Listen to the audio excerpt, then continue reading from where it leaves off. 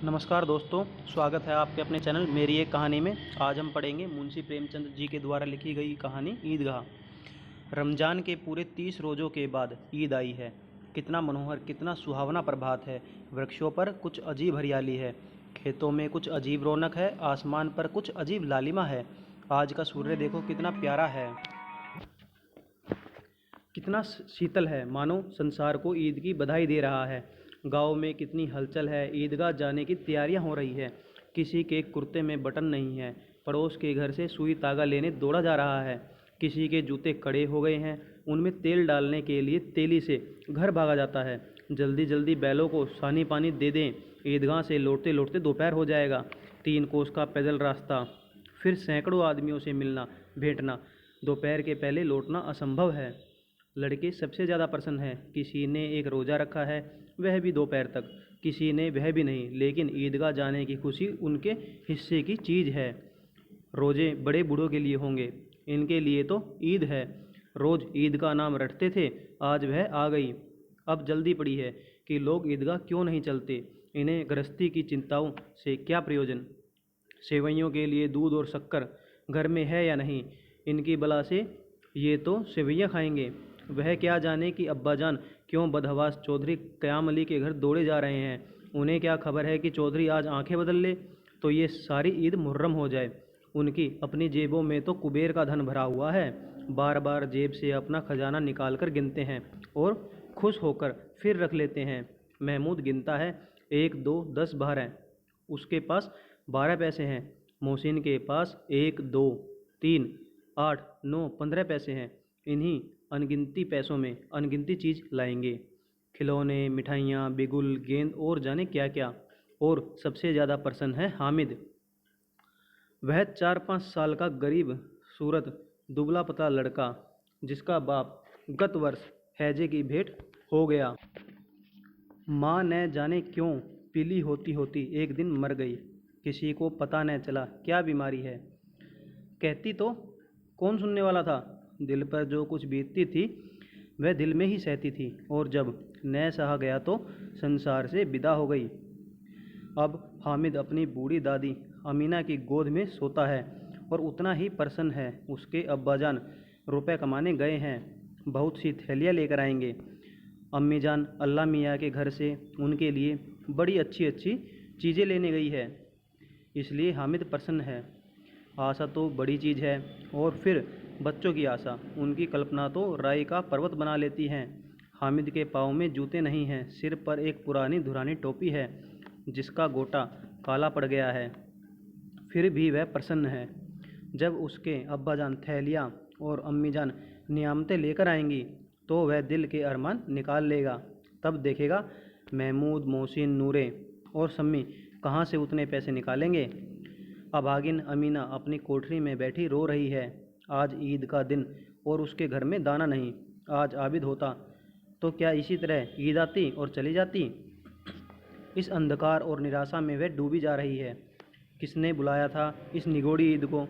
इस घर में उसका काम नहीं, लेकिन हामिद, उसे किसी के मरने जीने से क्या मतलब। उसके अंदर प्रकाश है, बाहर आशा।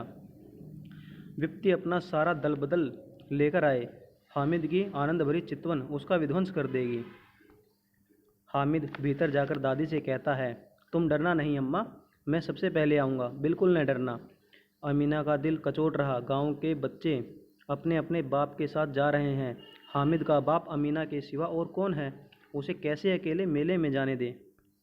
उस भीड़ भाड़ में बच्चा कहीं खो जाए तो क्या हो। नहीं, अमीना उसे यूँ न जाने देगी। नन्ही सी जान, 3 कोस चलेगा कैसे, पैर में छाले पड़ जाएंगे, जूते भी तो नहीं हैं। वह थोड़ी थोड़ी दूर पर उसे गोद ले लेगी, लेकिन यहाँ सेवैयाँ कौन पकाएगा। पैसे होते तो लौटते लौटते सब सामग्री जमा करके चटपट बना लेती। यहाँ तो घंटों चीज़ें जमा करते लगेंगे। मांगे ही का तो भरोसा ठहरा। उस दिन फ़हीमन के कपड़े सिले थे, 8 आने पैसे मिले थे। उस अठन्नी को ईमान की तरह बचाती चली आती थी इसी ईद के लिए, लेकिन कल गवालन सिर पर सवार हो गई तो क्या करती। हामिद के लिए कुछ नहीं है तो 2 पैसे का दूध तो चाहिए ही। अब तो कुल 2 आने पैसे बच रहे हैं, 3 पैसे हामिद की जेब में, 5 अमीना के बटुए में। यही तो विसात है। और ईद का त्यौहार अल्लाह ही बेड़ा पार लगाए। धोबन और नाइन और मेहतरानी और चूड़ी हारिन सभी तो आएंगी, सभी को सेवइयाँ चाहिए और थोड़ा किसी को आंखों नहीं लगता। किस किस के मुंह चुराएगी, और मुंह क्यों चुराए, साल भर का त्यौहार है, ज़िंदगी खैरियत से रहे, उनकी तकदीर भी तो उसी के साथ है। बच्चे को खुदा सलामत रखे, दिन भी कट जाएंगे। गांव से मेला चला और बच्चों के साथ हामिद भी जा रहा था। कभी सब के सब दौड़कर आगे निकल जाते, फिर किसी पेड़ के नीचे खड़े होकर साथ वालों का इंतजार करते। यह लोग क्यों इतना धीरे धीरे चल रहे हैं। हामिद के पैरों में तो जैसे पर लग गए हैं, वह कभी थक सकता है। शहर का दामन आ गया, सड़क के दोनों ओर अमीरों के बगीचे हैं, पक्की चारदीवारी बनी हुई है, पेड़ों में आम और लीचियाँ लगी हुई है। कभी कभी कोई लड़का कंकड़ी उठाकर आम पर निशाना लगाता, माली अंदर से गाली देता हुआ निकलता। लड़के वहाँ से एक फरलाग पर है, खूब हंस रहे हैं, माली को कैसे उल्लू बनाया है। बड़ी बड़ी इमारतें आने लगी। यह अदालत है, यह कॉलेज है, यह क्लब घर है। इतने बड़े कॉलेज में कितने लड़के पढ़ते होंगे। सब लड़के नहीं हैं जी, बड़े बड़े आदमी हैं। सच, उनकी बड़ी बड़ी मूछें हैं, इतने बड़े हो गए हैं, अभी तक पढ़ने जाते हैं। न जाने कब तक पढ़ेंगे और क्या करेंगे इतना पढ़कर। हामिद के मदरसे में 2-3 बड़े बड़े लड़के हैं, बिल्कुल 3 कोड़ी के, रोज़ मार खाते हैं, काम से जी चुराने वाले। इस जगह भी उसी तरह के लोग होंगे और क्या। क्लब घर में जादू होता है, सुना है यहाँ मुर्दों की खोपड़ियाँ दौड़ती हैं और बड़े बड़े तमाशे होते हैं, पर किसी को अंदर नहीं जाने देते। और यहाँ शाम को साहब लोग खेलते हैं, बड़े बड़े आदमी खेलते हैं, मूछो दाढ़ी वाले, और मेमें भी खेलती हैं। सच, हमारी अम्मा को वह दे दो, क्या नाम है बेटे, तो उसे पकड़ ही नहीं सकते, घुमाते ही लुढ़क जाए। महमूद ने कहा, हमारी अम्मी जान का तो हाथ कांपने लगे, अल्लाह कसम। मोहसिन बोला, चलो, मनो आटा पीस डालती है, जरा सा बैट पकड़ लेगी तो हाथ कांपने लगेंगे। सैकड़ों घड़े पानी रोज़ निकालती है, 5 घड़े तो तेरी भैंस भी पी जाती है। किसी मेम को 1 घड़ा पानी भरना पड़े तो आंखों तले अंधेरा आ जाए। महमूद, लेकिन दौड़ती तो नहीं, उछल कूद तो नहीं सकती। मोहसिन, हाँ उछल कूद नहीं सकती, लेकिन उस दिन मेरी गाय खुल गई थी और चौधरी के खेत में जा पड़ी थी, तो अम्मा इतना तेज़ दौड़ी कि मैं उन्हें न पा सका। सच। आगे चले। हलवाइयों की दुकानें शुरू हुई, आज खूब सजी हुई थी। इतनी मिठाइयाँ कौन खाता है, देखो न, एक एक दुकान पर मानो होंगी। सुना है रात को जिन्नात आकर खरीद ले जाते हैं। अब्बा कहते थे कि आधी रात को एक आदमी हर दुकान पर जाता है और जितना माल बचा होता है वह तुलवा लेता है और सचमुच के रुपए देता है, बिल्कुल ऐसे ही रुपए। हामिद को यकीन न आया, ऐसे रुपए जिन्नात को कहाँ से मिल जाएंगे। मोहसिन ने कहा, जिन्नात को रुपए की क्या कमी, जिस खजाने से चाहे चले जाएं, लोहे के दरवाजे तक उन्हें नहीं रोक सकते जनाब। आप हैं किस फेर में। हीरे जवाहरात तक उनके पास रहते हैं, जिससे खुश हो गए उसे टोकरों जवाहरात दिए। अभी यहीं बैठे हैं, 5 मिनट में कलकत्ता पहुंच जाए। हामिद ने फिर पूछा, जिन्नात बहुत बड़े बड़े होते होंगे। मोहसिन, एक एक आसमान के बराबर होता है जी, ज़मीन पर खड़ा हो जाए तो उसका सिर आसमान से जा लगे, मगर चाहे तो एक लोटे में घुस जाए। हामिद, लोग उन्हें कैसे खुश करते होंगे, कोई मुझे वह मंत्र बता दे तो एक जिन को खुश कर लूँ। मोहसिन, अब यह तो मैं भी नहीं जानता, लेकिन चौधरी साहब के काबू में बहुत से जिन्नात हैं। कोई चीज़ चोरी हो जाए, चौधरी साहब उसका पता लगा ले देंगे और चोर का नाम भी बता देंगे। जुमराती का बछुआ उस दिन खो गया था, 3 दिन हैरान हुए, कहीं नहीं मिला, तब झक मारकर चौधरी के पास गए। चौधरी ने तुरंत बता दिया, मवेशी खाने में है, और वहीं मिला। जिन्नात आकर उन्हें सारे जहान की खबर दे जाते हैं।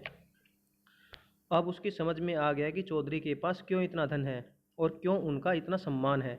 आगे चले। यह पुलिस लाइन है, यहीं सब कांस्टेबल कवायद करते हैं। रटन फाय हो, रात को बेचारे घूम घूम कर पहरा देते हैं, नहीं चोरियां हो जाए। मोहसिन ने प्रतिवाद किया, यह कांस्टेबल पहरा देते हैं, तभी तुम बहुत जानते हो। अजी हजरत यहीं चोरी कराते हैं और शहर के जितने चोर डाकू हैं सब इनसे मिले रहते हैं। रात को ये लोग चोरों से तो कहते हैं चोरी करो, और आप दूसरे मोहल्ले में जाकर जागते रहो पुकारे। जभी इन लोगों के पास इतने रुपए आते हैं। मेरे मामू एक थाने में कांस्टेबल है, 20 रुपया महीना पाते हैं, लेकिन 50 रुपये घर भेजते हैं। अल्लाह कसम मैंने एक बार पूछा था कि मामू आप इतने रुपए कहाँ से पाते हैं? हंसकर कहने लगे बेटा अल्लाह देते हैं। फिर आप ही बोले हम लोग चाहें तो एक दिन में लाखों मार लाएं। हम तो इतना ही लेते हैं जिसमें अपनी बदनामी न हो और नौकरी न चली जाए। हामिद ने पूछा यह लोग चोरी करवाते हैं तो कोई इतने पकड़ता नहीं? मोहसिन उसकी नादानी पर दया दिखाकर बोला अरे पागल इन्हें कौन पकड़ेगा? पकड़ने वाले तो यह लोग खुद हैं, लेकिन अल्लाह इन्हें सज़ा भी खूब देता है। हराम का माल हराम में जाता है। थोड़े ही दिन हुए मामू घर में आग लग गई। सारी लेई पूंजी जल गई। एक बर्तन तक न बचा। कई दिन पेड़ के नीचे सोए। अल्लाह कसम पेड़ के नीचे। फिर न जाने कहाँ से 100 कर्ज लाए और बर्तन भाड़े लाए।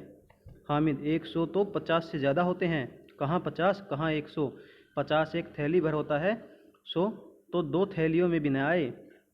अब बस्ती घनी होने लगी। ईदगाह जाने वालों की टोलियां नजर आने लगी। एक से एक भड़कीले वस्त्र पहने हुए, कोई इक्के तांगे पर सवार, कोई मोटर पर, सभी इत्र में बसे। सभी के दिलों में उमंग। ग्रामीणों का यह छोटा सा दल अपनी विपन्नता से बेखबर, संतोष और धैर्य में मगन चला जा रहा था।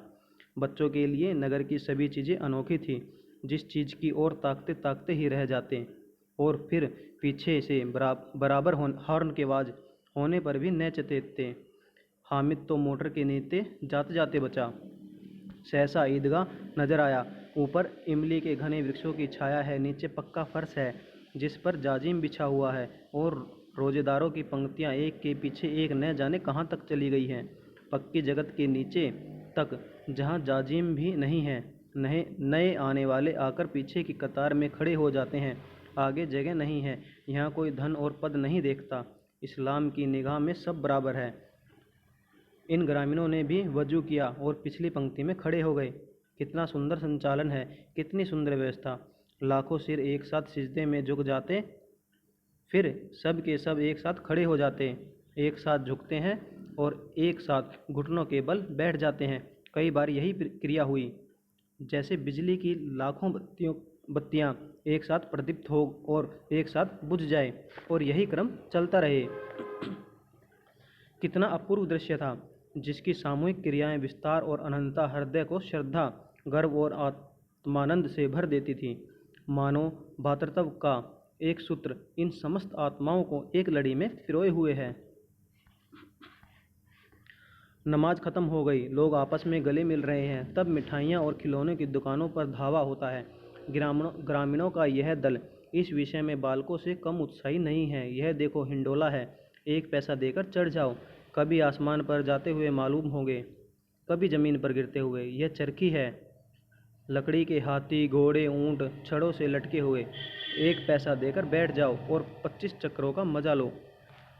महमूद और मोहसिन और नूरे और सम्मी इन घोड़ों और ऊँटों पर बैठते हैं। हामिद दूर खड़ा है। 3 ही पैसे तो उसके पास हैं। अपने कोष का 1/3 जरा सा चक्कर खाने के लिए नहीं दे सकता। सब चरखियों से उतरते हैं। अब खिलौने लेंगे। इधर दुकानों की कतार लगी हुई है। तरह तरह के खिलौने हैं। सिपाही और गुजरिया, तरह तरह के खिलौने हैं। सिपाही और गुजरिया, राजा और वकील, भिश्ती और धोबिन और साधु। वाह कितने सुंदर खिलौने हैं। अब बोला ही चाहते हैं। महमूद सिपाही लेता है, खाकी वर्दी और लाल पगड़ी वाला, कंधे पर बंदूक रखे हुए। मालूम होता है अभी कवायद किए चला जा रहा है। मोहसिन को भिश्ती पसंद है, कमर झुकी हुई है, ऊपर मश्क रखे हुए हैं। मश्क का मुंह एक हाथ से पकड़े हुए कितना प्रसन्न है, शायद कोई गीत गा रहा है। बस मश्क से पानी उड़ेला ही चाहता है। नूरे को वकील से प्रेम है, कैसी विद्वता है उसके मुख पर। काला चोगा, नीचे सफ़ेद अचकन, अचकन के सामने की जेब में घड़ी, सुनहरी जंजीर, एक हाथ में कानून का पोथा लिए हुए। मालूम होता है अभी किसी अदालत से जिरह या बहस किए चले आ रहे हैं। यह सब 2-2 पैसे के खिलौने हैं। हामिद के पास कुल 3 पैसे हैं। इतने महंगे खिलौने वह कैसे ले? खिलौना कहीं हाथ से छूट पड़े तो चूर चूर हो जाए, जरा पानी पड़े तो सारा रंग धुल जाए, ऐसे खिलौने हैं। ऐसे खिलौने लेकर वह क्या करेगा? किस काम के? मोहसिन कहता है मेरी भिश्ती रोज पानी दे जाएगा सांझ सवेरे। महमूद और मेरे सिपाही घर का पहरा देगा। कोई चोर आएगा तो फौरन बंदूक फायर कर देगा। नूरे और मेरा वकील खूब मुकदमे लड़ेगा। सम्मी हाँ, और मेरी धोबिन रोज कपड़े धोएगी। हामिद खिलौनों की निंदा करता है, मिट्टी की ही तो है, गिरे तो चकनाचूर हो जाएं। लेकिन ललचाई हुई आंखों से खिलौनों को देख रहा है और चाहता है कि जरा देर के लिए उन्हें हाथ में ले सकता। उसके हाथ अनायाने से लपकते हैं, लेकिन लड़के इतने त्यागी नहीं होते, विशेषकर जब अभी नया शौक है। हामिद ललचाता रह जाता है। खिलौनों के बाद मिठाइयाँ आती हैं। किसी ने रेवड़ियाँ ली, किसी ने गुलाब जामुन, किसी ने सोहन हलवा। मज़े से खा रहे हैं। हामिद बिरादरी से पृथक है। अभागे के पास 3 पैसे हैं, क्यों नहीं कुछ लेकर खाता। ललचाई आंखों से सबकी ओर देखता है। मोहसिन कहता है, हामिद रेवड़ी ले जा, कितनी खुशबूदार है। हामिद को संदेह हुआ, वह केवल क्रूर विनोद है। मोहसिन इतना उदार नहीं है, लेकिन यह जानकर भी वह उसके पास जाता है। मोहसिन दोने से एक रेवड़ी निकालकर हामिद की ओर बढ़ाता है। हामिद हाथ फैलाता है। मोहसिन रेवड़ी अपने मुंह में रख लेता है। महमूद, नूरे और सम्मी खूब तालियां बजा बजा कर हंसते हैं। हामिद खिसिया जाता है। मोहसिन, अच्छा अब की बार ज़रूर देंगे। हामिद, अल्लाह कसम ले जा। हामिद, रखे रहो, क्या मेरे पास पैसे नहीं हैं। सम्मी, 3 ही पैसे तो हैं, 3 पैसे में क्या क्या कर लोगे। महमूद, हमसे गुलाब जामुन ले जाओ। हामिद, मोहसिन बदमाश है। हामिद, मिठाई कौन बड़ी नेमत है, किताब में इसकी कितनी बुराइयां लिखी है। मोहसिन, लेकिन दिल में कह रहे होगे कि मिले तो खा ले, अपने पैसे क्यों नहीं निकालते। महमूद, हम समझते हैं इसकी चालाकी, जब हमारे सारे पैसे खर्च हो जाएंगे तो हमें ललचा ललचा कर खाएगा। मिठाइयों के बाद कुछ दुकानें लोहे की चीज़ों की, कुछ गिलट और कुछ नकली गहनों की। लड़कों के लिए यहाँ कोई आकर्षण न था। वे सब आगे बढ़ जाते हैं। हामिद लोहे की दुकान पर रुक जाता है। कई चिमटे रखे हुए थे। उसे ख्याल आया, दादी के पास चिमटा नहीं है। तवे से रोटियां उतारती है तो हाथ जल जाता है। अगर वह चिमटा ले जाकर दादी को दे दे तो वह कितनी प्रसन्न होंगी। फिर उनकी उंगलियां कभी न जलेंगी। घर में एक काम की चीज़ हो जाएगी। खिलौने से क्या फ़ायदा, व्यर्थ में ही पैसे खराब होते हैं। जरा देर ही की तो खुशी है। फिर तो खिलौने का कोई आंख उठाकर नहीं देखता, या तो घर पहुँचते पहुँचते टूट फूट कर बराबर हो जाएंगे। चिमटा कितने काम की चीज़ है। रोटियां तवे से उतार लो, चूल्हे में सेक लो। कोई आग मांगने आए तो चटपट चूल्हे से आग निकाल कर दे दो। अम्मा बेचारी को कहाँ फुर्सत है कि बाजार आए, और इतने पैसे ही कहाँ मिलते हैं। रोज़ हाथ जला लेती है। हामिद के साथी आगे बढ़ गए। सबील पर सब के सब शरबत पी रहे हैं। देखो सब कितने लालची हैं, इतनी मिठाइयाँ ली, मुझे किसी ने एक भी नहीं दी। उस पर कहते हैं, मेरे साथ खेलो, मेरा यह काम करो। अब अगर किसी ने कोई काम करने को कहा तो पूछूंगा, खाए मिठाइयाँ आप मुंह सड़ेगा, फोड़े फुंसी निकलेंगी, आप ही जवान चटोरी हो जाएगी। तब घर से पैसे चुराएंगे और मार खाएंगे। किताब में झूठी बातें थोड़ी ही लिखी है, मेरी ज़बान क्यों ख़राब होगी। अम्मा चिमटा देखते ही दौड़कर मेरे हाथ से ले लेगी और कहेगी, मेरा बच्चा अम्मा के लिए चिमटा लाया है, हज़ारों दुआएं देगी। फिर पड़ोस की औरतों को दिखाएगी। सारे गांव में चर्चा होने लगेगी, हामिद चिमटा लाया है, कितना अच्छा लड़का है। इन लोगों के खिलौने पर कौन दुआएं देगा। बड़ों की दुआएं सीधे अल्लाह के दरबार में पहुंचती है और तुरंत सुनी जाती है। मेरे पास पैसे नहीं हैं, तभी तो मोहसिन और महमूद यो मिजाज दिखाते हैं। मैं भी इनसे मिजाज दिखाऊंगा। खेल खिलौने और खाएं मिठाइयाँ। मैं नहीं खेलता खिलौने, किसी का मिजाज क्यों सहूँ, मैं गरीब ही सही, किसी से कुछ मांगने तो नहीं जाता। आखिर अब्बा जान कभी न कभी आएंगे, अम्मा भी आएंगी ही। फिर इन लोगों से पूछूंगा, कितने खिलौने लोगे। एक एक को टोकरियाँ खिलौने दूंगा और दिखा दूँ कि दोस्तों के साथ इस तरह सलूक किया जाता है। यह नहीं कि 1 पैसे की रेवड़ियाँ ली तो चिढ़ा चिढ़ा कर खाने लगे। सब के सब हंसेंगे कि हामिद ने चिमटा लिया है। हंसे मेरी वजह से। उसने दुकानदार से पूछा, यह चिमटा कितने का है। दुकानदार ने उसकी ओर देखा और कोई आदमी साथ न देखकर कहा, तुम्हारे काम का नहीं है जी। बिकाऊ है कि नहीं। बिकाऊ क्यों नहीं है, और यहाँ क्यों लाद लाए हैं, तो बताते क्यों नहीं कि पैसे है। 6 पैसे लगेंगे। हामिद का दिल बैठ गया। ठीक ठीक बताओ। ठीक ठीक 5 पैसे लगेंगे, लेना हो तो लो, नहीं चलते बनो। हामिद ने कलेजा मजबूत करके कहा, 3 पैसे लोगे। यह कहता हुआ वह आगे बढ़ गया कि दुकानदार की घुड़कियाँ न सुने, लेकिन दुकानदार ने घुड़कियाँ नहीं दी, बुलाकर चिमटा दे दिया। हामिद ने उसे इस तरह कंधे पर रखा मानो बंदूक है, और शान से अकड़ाता हुआ संगियों के पास आया। जरा सुने सब के सब क्या क्या आलोचनाएं करते हैं। मोहसिन ने कहा हंसकर, यह चिमटा क्यों लाए हो पगले, इसे क्या करोगे। हामिद ने चिमटे को ज़मीन पर पटक कर कहा, जरा अपना बिस्ती ज़मीन पर गिरा दो, सारी पसलियाँ चूर चूर हो जाए, बचा की। महमूद बोला, तो यह चिमटा कोई खिलौना है। हामिद, खिलौना क्यों नहीं है, अभी कंधे पर रखा बंदूक हो गई, हाथ में ले लिया फ़कीरों का चिमटा हो गया। चाहूँ तो इससे मजीरे का काम ले सकता हूँ। एक चिमटा जमा दूँ तो तुम लोगों के सारे खिलौनों की जान निकल जाए। तुम्हारे खिलौने कितना ही जोर लगाएं, मेरे चिमटे का बाल भी बांका नहीं कर सकते।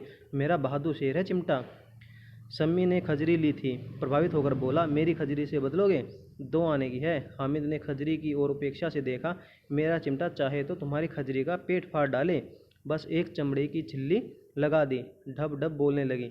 जरा सा पानी लग जाए तो ख़त्म हो जाए। मेरा बहादुर चिमटा आग में, पानी में, आंधी में, तूफान में भी बराबर डटा रहेगा। चिमटे ने सभी को मोहित कर लिया, लेकिन अब पैसे किसके पास धरे हैं? फिर मेले से दूर निकल आए। 9 कब बज गए, धूप तेज हो रही है, घर पहुंचने की जल्दी हो रही। बाप से जिद भी करे तो चिमटा नहीं मिल सकता। हामिद है बड़ा चालाक, इसलिए बदमाश ने अपने पैसे बचा रखे थे। अब बालकों के 2 दल हो गए, मोहसिन, महमूद, सम्मी, नूरे एक तरफ, हामिद अकेला दूसरी तरफ। शास्त्रार्थ हो रहा है। सम्मी तो विधर्मी हो गया, दूसरे पक्ष से जा मिला, लेकिन मोहसिन, महमूद और नूरे भी हामिद से एक एक 2 2 साल बड़े होने पर भी हामिद के आघातों से आतंकित हो उठे हैं। उनके पास न्याय का बल है और नीति की शक्ति। एक और मिट्टी है, दूसरी ओर लोहा, जो इस वक्त अपने को फौलाद कह रहा है। वह अजय है, घातक है, मगर कोई शेर आ जाए तो मियाँ भिश्ती के छक्के छूट जाए। मियाँ सिपाही मिट्टी की बंदूक छोड़कर भागे, वकील साहब की नानी मर जाए, चौके में मुंह छिपाकर जमीन पर लेट जाए, मगर यह चिमटा, यह बहादुर, यह रुस्तमे हिंद लपक कर शेर की गर्दन पर सवार हो जाएगा और उसकी आंखें निकाल लेगा। मोहसिन ने एड़ी चोटी का जोर लगाकर कहा, अच्छा पानी तो नहीं भर सकता? हामिद ने चिमटे को सीधा खड़ा करके कहा, भिश्ती को एक डांट बताएगा तो दौड़ा हुआ पानी लाकर उसके द्वार पर छिड़कने लगेगा। मोहसिन परास्त हो गया, पर महमूद ने कुमुक पहुंचाई, अगर बच्चा पकड़ा जाए तो अदालत में बंधे बंधे फिरोगे, अब तो वकील साहब के पैर पकड़ोगे। हामिद इस प्रबल तर्क का जवाब न दे सका। उसने पूछा, हमें पकड़ने कौन आएगा? नूरे ने अकड़कर कहा, यह सिपाही बंदूक वाला। हामिद ने मुंह चढ़ाकर कहा, यह बेचारे, हम बहादुर रुस्तमे हिंद को पकड़ेंगे? अच्छा लाओ, अभी जरा कुश्ती हो जाए, इसकी सूरत देखकर दूर से भागोगे। पकड़ोगे क्या बेचारे? मोहसिन को एक नई चोट सूझ गई। तुम्हारे चिमटे का मुंह रोज आग में जलेगा। उसने समझा कि हामिद लाजवाब हो जाएगा, लेकिन यह बात न हुई। हामिद ने तुरंत जवाब दिया, आग में बहादुर ही कूदते हैं जनाब। तुम्हारे यह वकील, सिपाही और भिश्ती लेडियों की तरह घर में घुस जाएंगे। आग में कूदना वह काम है जो यह रुस्तमे हिंद ही कर सकता है। महमूद ने एक जोर लगाया, वकील साहब कुर्सी मेज पर बैठेंगे, तुम्हारा चिमटा तो बावर्ची खाने में ज़मीन पर पड़ा रहेगा। इस तर्क ने सम्मी और नूरे को भी सजीव कर दिया। कितने ठिकाने की बात कही है पट्टे ने। चिमटा बावर्ची खाने में पड़ा रहे के सिवा और क्या कर सकता है? हामिद को कोई फड़कता हुआ जवाब न सूझा, तो उसने धांधली शुरू की, मेरा चिमटा बावर्ची खाने में नहीं रहेगा। वकील साहब कुर्सी पर बैठेंगे तो जाकर उन्हें ज़मीन पर पटक देगा और उनका कानून उनके पेट में डाल देगा। बात कुछ बनी नहीं, खासी गाल गलौज थी, लेकिन कानून को पेट में डालने वाली बात छा गई। ऐसी छा गई कि तीनों सूरमा मुंह ताकते रह गए, मानो कोई धेलचा कनकुआ किसी गंडे वाले कनकोए को काट गया हो। कानून मुंह से बाहर निकलने वाली चीज़ है, उसका पेट के अंदर डाल दिया जाना बेतुकी सी बात होने पर भी कुछ न्यायपन रखती है। हामिद ने मैदान मार लिया, उसका चिमटा रुस्तमे हिंद है। अब इसमें मोहसिन, महमूद, नूरे, सम्मी किसी को भी आपत्ति नहीं हो सकती। विजेता को हारने वालों से जो सत्कार मिलना स्वाभाविक है, वह हामिद को भी मिला। औरों ने 3 3 4 4 आने पैसे खर्च किए पर कोई काम की चीज़ न ले सके। हामिद ने 3 पैसे में रंग जमा लिया। सच ही तो है, खिलौना का क्या भरोसा, टूट फूट जाए। हामिद का चिमटा तो बना रहेगा बरसों। संधि की शर्त तय होने लगी। मोहसिन ने कहा, जरा अपना चिमटा दो, हम भी देखें, तुम हमारा भिश्ती लेकर देखो। महमूद और नूरे ने भी अपने अपने खिलौने पेश किए। हामिद को इन शर्तों के मानने में कोई आपत्ति न थी। चिमटा बारी बारी से सबके हाथ में गया और उनके खिलौने बारी बारी से हामिद के हाथ में आए। कितने खूबसूरत खिलौने हैं। हामिद ने हारने वालों से आंसू पोंछे। मैं तुम्हें चिढ़ा रहा था, सच। यह चिमटा भला इन खिलौनों की क्या बराबरी करेगा, मालूम होता है। अब बोले, लेकिन मोहसिन की पार्टी को इस दिलासे से संतोष नहीं होता। चिमटे का सिक्का खूब बैठ गया। चिपका हुआ टिकट अब पानी से नहीं छूट रहा। मोहसिन, लेकिन इन खिलौनों के लिए कोई हमें दुआ तो नहीं देगा? महमूद, दुआ को लिए फिरते हो, उल्टे मार न पड़े। अम्मा जरूर कहेंगी कि मेले में यह मिट्टी के खिलौने तुम्हें मिले। हामिद को स्वीकार करना पड़ा कि खिलौनों को देखकर किसी की माँ इतनी खुश न होगी जितनी दादी चिमटे को देखकर होगी। 3 पैसों में ही सही, उसे सब कुछ करना था। और उन पैसों के इस उपयोग पर पछतावे की बिल्कुल ज़रूरत न थी। फिर अब तो चिमटा रुस्तमे हिंद है और सभी खिलौनों का बादशाह। रास्ते में महमूद को भूख लगी। उसके बाप ने केले खाने को दिए। महमूद ने केवल हामिद को साजी बनाया। उसके अन्य मित्र मुंह ताकते रह गए। यह उस चिमटे का प्रसाद था। 11 बजे गांव में हलचल मच गई। मेले वाले आ गए। मोहसिन की छोटी बहन ने दौड़कर भिश्ती उसके हाथ से छीन लिया और मारे खुशी के जो उछली तो मियाँ भिश्ती नीचे आ रहे और सुरलोक सिधारे। इस पर भाई बहन ने मारपीट हुई। दोनों खूब रोए। उसकी अम्मा यह शोर सुनकर बिगड़ी और दोनों को ऊपर से 2-2 चांटे और लगाए। मियाँ नूरे के वकील का अंत उनके प्रतिष्ठानुकूल इससे ज़्यादा गौरवमय हुआ। वकील ज़मीन पर या ताक पर तो नहीं बैठ सकता। उसकी मर्यादा के विचार तो करना ही होगा। दीवार में 2 खूंटियाँ गाड़ी गई। उन पर लकड़ी का एक पटरा रखा गया। पटरे पर कागज़ का कालीन बिछाया गया। वकील साहब राजा भोज की भांति सिंहासन पर विराजे। नूरे ने उन्हें पंखा झलना शुरू किया। अदालतों में खस की टट्टियाँ और बिजली के पंखे रहते हैं, क्या मालूम पंखा भी न हो। कानून की गर्मी दिमाग पर चढ़ जाएगी कि नहीं। बांस का पंखा आया और नूरे हवा करने लगा। मालूम नहीं पंखे की हवा से या पंखे की चोट से वकील साहब स्वर्गलोक से मृत्युलोक में आ रहे और उनका माटी का चोला माटी में मिल गया। फिर बड़े जोर शोर से मातम हुआ और वकील साहब की अस्थि घूर पर डाल दी गई। अब रहा महमूद का सिपाही। उसे चटपट गांव का पहरा देने का चार्ज मिल गया। लेकिन पुलिस का सिपाही कोई साधारण व्यक्ति तो नहीं जो अपने पैरों चले। वह पालकी पर चलेगा। यह एक टोकरी आई। उसमें कुछ लाल रंग के फटे पुराने चीथड़े बिछाए गए जिसमें सिपाही साहब आराम से लेटे। नूरे ने यह टोकरी उठाई और अपने द्वार का चक्कर लगाने लगे। उनके दोनों छोटे भाई सिपाही की तरफ से छाने वाले जागते लहो पुकारते चलते, मगर रात तो अंधेरी होनी चाहिए। महमूद को ठोकर लग जाती। टोकरी उसके हाथ से छूटकर गिर पड़ती और मियाँ सिपाही अपनी बंदूक लिए ज़मीन पर आ जाते और उनकी एक टांग में विकार आ जाता। महमूद को ज्ञात हुआ कि वह अच्छा डॉक्टर है। उसको ऐसा मरहम मिल गया जिससे वह टूटी टांग को आन फान में जोड़ सकता है। केवल गूलर का दूध चाहिए। गूलर का दूध आता है, टांगें जोड़ दी जाती है। लेकिन सिपाही को ज्यों ही खड़ा किया जाता है टांग जवाब देती है। शल्यक्रिया असफल हुई तब उसकी दूसरी टांग भी तोड़ दी जाती है। अब कम से कम एक जगह आराम से बैठ तो सकता है। एक टांग से तो न चल सकता था न बैठ सकता था। अब वह सिपाही सन्यासी हो गया। अपनी जगह पर बैठा बैठा पहरा देता है। कभी कभी देवता भी बन जाता है। उनके सिर का झालरदार साफा खुरच दिया गया। अब उसका जितना रूपांतर चाहो कर सकते हो। कभी कभी तो उससे बाट का काम भी लिया जाता है। अब मियाँ हामिद का हाल सुनिए। अमीना उसकी आवाज़ सुनते ही दौड़ी और उसे गोद में उठाकर प्यार करने लगी। सहसा उसके हाथ से चिमटा देखकर वह चौंकी। यह चिमटा कहाँ था? मैंने मोल लिया है। कै पैसे में? 3 पैसे में। अमीना ने छाती पीट ली। यह कैसा बेसमझ लड़का है कि दोपहर हुआ कुछ खाया न पिया, लाया क्या चिमटा? सारे मेले में तुझे और कोई चीज़ नहीं मिली जो यह लोहे का चिमटा उठा लाया? हामिद ने अपराधी भाव से कहा। तुम्हारी उंगलियां तवे से जल जाती थी इसलिए मैंने उसे लिया। बुढ़िया का क्रोध तुरंत स्नेह में बदल गया। उसने स्नेह भी वह नहीं जो प्रगल्भ होता है और अपनी सारी कसक शब्दों में बिखेर देता है। यह मूक स्नेह था, खूब ठोस, रस और स्वाद से भरा हुआ। बच्चे में कितना त्याग, कितना सद्भाव और कितना विवेक है। दूसरों को खिलौने लेते और मिठाई खाते देखकर उसका मन कितना ललचाया होगा। इतना जब्त इससे हुआ कैसे? वहाँ भी इसे अपनी बुढ़िया दादी की याद बनी रही। अमीना का मन गदगद हो गया। और अब एक बड़ी विचित्र बात हुई, हामिदा के इस चिमटे से भी विचित्र। बच्चे हामिद ने बूढ़े हामिद का पार्ट खेला था। बुढ़िया अमीना बालिका अमीना बन गई। वह रोने लगी, दामन फैलाकर हामिद को दुआएं देती जाती और आंसू की बड़ी बड़ी बूंदें गिराती जाती थी। हामिद इसका रहस्य क्या समझता? धन्यवाद। ऐसी ही कहानी सुनने के लिए सब्सक्राइब करें हमारा चैनल मेरी एक कहानी। धन्यवाद।